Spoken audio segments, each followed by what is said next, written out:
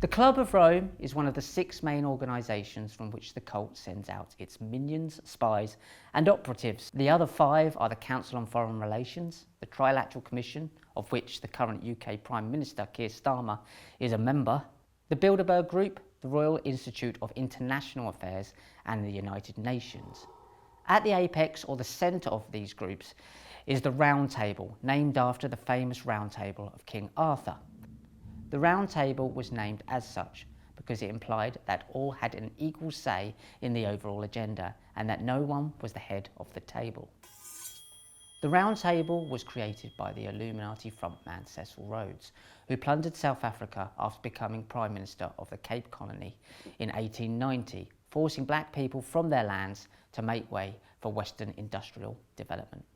The Club of Rome was handed the task of convincing, and I stress the term the world into believing that human-caused climate change is a real threat and that we are all going to die because there is too much CO2 in the air or the sun is too hot.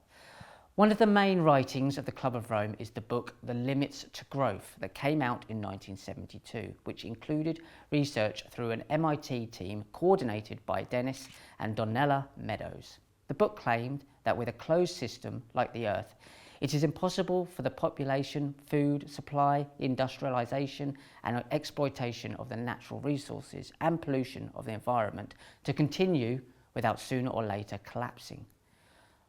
What we have to remember is that the occultists who were funding this research were themselves some of the most wealthy and greedy individuals our planet has ever witnessed. Just take a look at King Charles today. His coronation in 2023 was reported by CNBC to have cost up to $112 million, but he wants you to cut back on your gas and oil usage because of the environment. The reason I mention King Charles here is because he is front and centre pushing the human-caused climate change scam for his black nobility cousins through the likes of Klaus Schwab and his World Economic Forum.